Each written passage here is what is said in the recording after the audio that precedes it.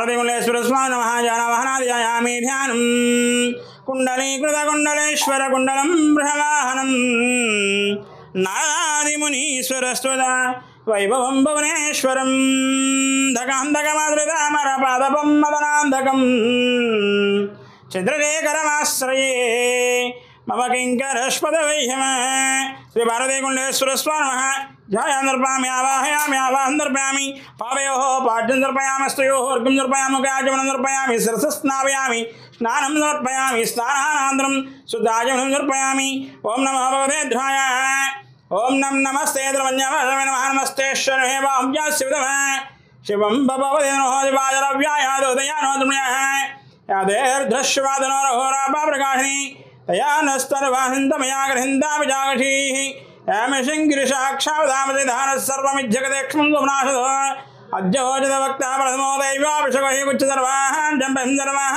च याजधानः तमिस्ताम्रोर्णुभ्रश्यमङ्गलः ये जयमागं रुद्राविदोदशसहस्रसो वैशाखं हेणमिः असव्यवसर्पति नीलग्रीवो विलोहितः उदयनं गोपादर्शन्नदर्शनवार्यः उदयनं विश्वाभूतानदृष्टोम्नोऽस्त्रिग्रीवाय सहस्राक्षाय मडेः नमस्ते देव्यो गणं नमः प्रमुञ्चतनुनश्यो रात्रयो जाम्याराधा भगवो वपः अवदच्चतनसहस्राक्षनिधिर्यानामुखा शिवो नः सुमनः भव विद्यन्दनकबद्धनतुल्यो बाणवागमुदः अनेशन्नशेषमापरुषिशिङ्गतिः या देहे धर्मनिष्ठास्ते भववदेदनः तया अस्मान् विश्वहितमयक्ष्मय प्रभुजः नमस्ते अस्तु भगवन्नु विश्वेश्वराय महादेवाय त्र्यम्बकाय त्रिकाग्निकालाय कालाग्निरुद्राय नीलकण्ठाय मृत्युञ्जयाय सर्वेश्वराय सदाशिवाय श्रीमन्महादेवाय नमः श्री पार्वतीकुण्डेश्वर स्वामी नमः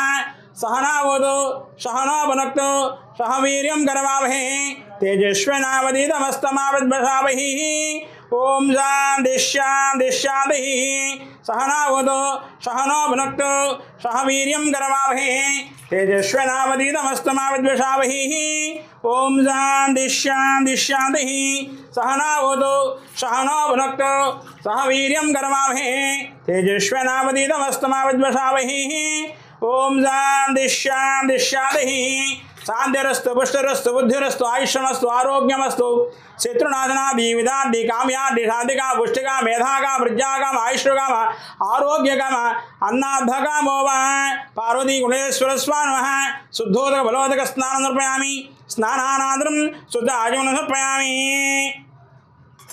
अलङ्करणार्थं वस्त्रं पूजयामि त्रिदिनं त्रिणाकारं त्रिनेत्रनिरायुधं त्रिजन्न पापसंहारम् एकबिल्वं शिवार्पणं त्रिशाकैर्बिल्वपित्रैः च अक्षुद्रैः कोमलैः स्वैः तव पूजां करिष्यामि एकबिल्वं शिवार्पणं नागादिराजवलयं नागहारेण भूषितं नागकुण्डलसंयुक्तम् एकबिल्वं शिवार्पणम् अक्षमानाधरं रुद्रं पार्वतीप्रियवल्लभं चन्द्रशेखरमेधानम् एकबिल्वं शिवार्पणम् उमया सह देवेश नंदिवाहन शंकर मुच्यते सर्वपापडंभम एकबिल्वं शिवार्पणं काशी क्षेत्र निवासिंच कालभैरव दर्शनं प्रयागे माधवं दृष्ट्वा एकबिल्वं शिवार्पणम् ओम शिवाय नमः महेश्वराय नमः ओम सांभवे नमः ओम पिनाकने नमः ओम शिशेखराय नमः ओम वामदेवाय नमः ओम विरूपाक्षाय नमः ओम कवर्धने नमः ओम नीललोहिताय नमः ओम शंकराय नमः ओम शूलपाणवे नमः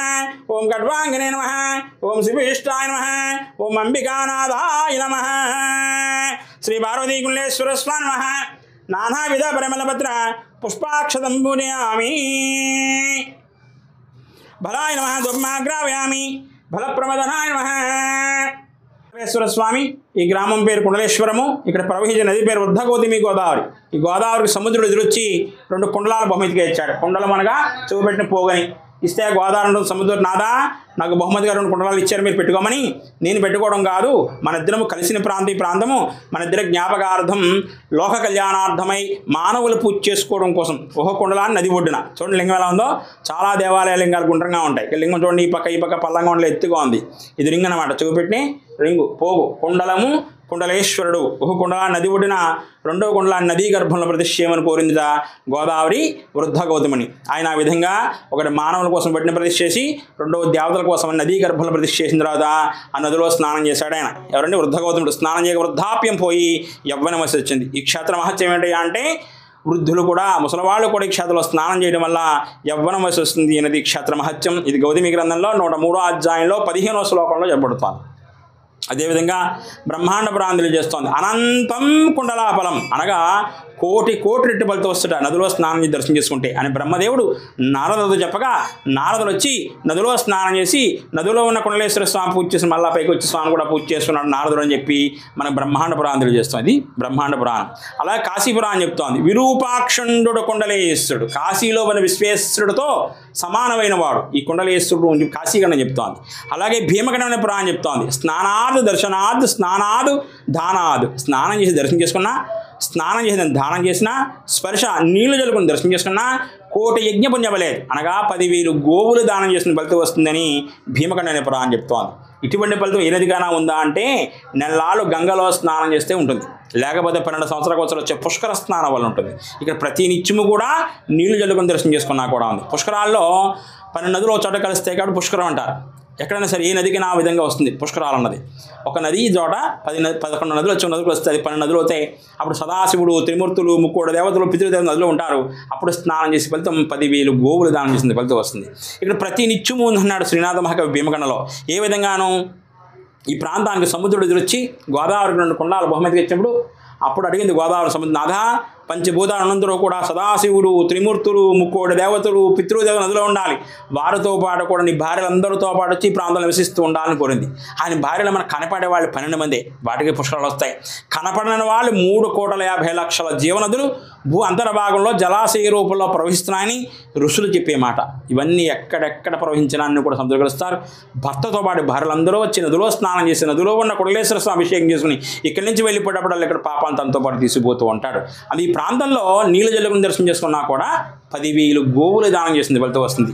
అంటే మోక్షం సిద్ధిస్తుంది. అటువంటి ఫలితం నెలలాళ్ళు గంగా స్నానానికి ఉంది, లేకపోతే 12 సంవత్సరాలకు ఒకసారి పుష్కర స్నానానికి ఉంది. ఇక్కడ ప్రతి నిత్యము నీళ్ళు జల్లుకున్నా కూడా ఉంది. ఎందువల్ల అన్నది చెప్పవచ్చాం మీకు. 3,50,00,000 జీవనదులకు వస్తాయి కాబట్టి ఇటువంటి ఫలితం ఏ నదికి లేదు, ఒక కుండలేశ్వర క్షేత్రంలో ఉన్న గోదావరి. అందుకే ఈ మధ్యకాలంలో బ్రహ్మశ్రీ చాగంటి కోటేశ్వరరావు గారు కూడా కాశీ వెళ్ళినప్పుడు కాశీలో అడిగారు, కోటేశ్వరరావు గారు మీరు కాశీ వచ్చే ముందు కుండలేశ్వర క్షేత్రంలో స్నానం చేసి కాశీ వచ్చారా? లేదంటే అది ఎక్కడ ఉందో కూడా నాకు తెలియదు అన్నట్ట మహానుభావుడు. అప్పుడు ఆ వేద పండితులు పెద్ద నవ్వి మీరు పురాణం చెప్తున్నారు, ముందుగా కుండలేశ్వర క్షేత్రంలో స్నానం చేస్తే కానీ కాశీ రాకూడదని విషయం మీకు తెలియదా? కాశీలో ఉన్న మేమే కుండలేశ్వర క్షేత్రంలో స్నానం చేసి స్వామివారిని దర్శనం చేసుకుంటున్నాం. ఆ ప్రాంతంలో ఉండి కూడా మీరు స్నానం చేయకపోతే అలాగా కాశీతో సమానమైన క్షేత్రంలో చెప్పడంతో నిర్ఘాంతిపోయి కాశీ పురాణం తిరిగేసి ఆయన 2-3 చోట్ల ప్రవచనాల్లో ఈ విధంగా చెప్పారు. కాశీ వెళ్ళి వారందరూ కూడా ముందుగా కుండలేశ్వర క్షేత్రంలో స్నానం చేసి కాశీ వెళ్ళండి అని చెప్పడంతో చాలామంది క్షేత్రానికి వస్తున్నారు. ఎందుకు స్నానం చేసి వెళ్ళాలి? స్నానం చేసి వెళ్ళాం అనుకోండి, మామూలుగానే కాశీ అనేది మహత్తర శక్తి కలది. శైవ క్షేత్రాల్లో అంటే శివుడికి సంబంధించిన క్షేత్రాల్లో అద్భుతమైన క్షేత్రం కాశీ. దాని తర్వాత ఏ క్షేత్రం కూడా ఇది సత్యం. అలాగే మోక్షం పొంది క్షేత్రంలో మన మరణం అనంతరం మరొక జన్మ లేకుండా శివసాధ్య పొంది క్షేత్రం ఉన్నది కాశీ మొట్టమొదటిది. తర్వాత ఏ క్షేత్రం ఇది కూడా సత్యం. మహత్తర శక్తి గల క్షేత్రానికి వెళ్ళే ముందు కుండలేశ్వర క్షేత్రంలో స్నానం చేసింది వెళ్ళాలి. కోటేశ్వర గారు ఎప్పుడైనా స్నానం చేసి వెళ్ళామనుకోండి, మనం వెళ్ళగానే గంగలో ములుగుతాం, ములగానే మన పాపాలు కూడా కడిగేసుకున్నాడుగా ముచ్చంలా పగిది వెళ్తాం. మనకవతే పాపాలు కోటేశ్వర చెప్పినట్టు వెళ్తే ఆ తల్లి ఏమో స్నానం చేయగానే వీడు శివ సాహిత్య బంధుగాక అని ఆశీర్వదిస్తుంది. స్నానం చేసి ఇక్కడ స్నానం చేసి వెళ్తే, అదే స్నానం చేయకుండా వెళ్తే మనం పాపాలను కూడా గంగలో వదిలేస్తాం. ఈ పాపాలను గంగాదేవి కంటుకుని ఆవిడ హంస రూపం వల్ల అనగా తెల్లటి రూపంలో నల్లగా అయిపోతుంది. సాయంత్రం అనగా కాకి రూపం తెలుస్తుందా? ఆ కాకి రూపం పోవడం కోసం రాత్రి వేళలు కాకి రూపంలో వచ్చి కుండలేశ్వర క్షేత్రంలో స్నానం చేసి మరునాడు అక్కడ హంస రూపాలే ఉద్భవిస్తుంది అని కాశీపురాన్ని చెప్తాను. అదే ప్రతి భక్తుడు స్నానం చేసి వెళ్తే ఆ తల్లి ఎప్పుడు హంస రూపం అలాగా ఉండదు. ఆవిడ కాకి రూపం రాదు, ఇక్కడ రావాలని పని లేదు. ఇది కుండలేశ్వర క్షేత్రం కాశీ చెప్పిన మాట. అంత అద్భుతమైన క్షేత్రం ఈ కుండలేశ్వర క్షేత్రం. శ్రీ పార్వతీ కుండలేశ్వర స్వామి నమః. అఘోరేభ్యో ఘోరేభ్యో ఘోర ఘోరధనేభ్యః సర్వేభ్యో సర్వధర్వేభ్యో నమస్తే అస్తు రుద్రరూపేభ్యః. పార్వతీ కుండలేశ్వర స్వామి నమః. పూర్ణరాజం దృశ్యామి నమస్కారం హర మహాదేవ. పార్వతీ కుండలేశ్వర స్వామి.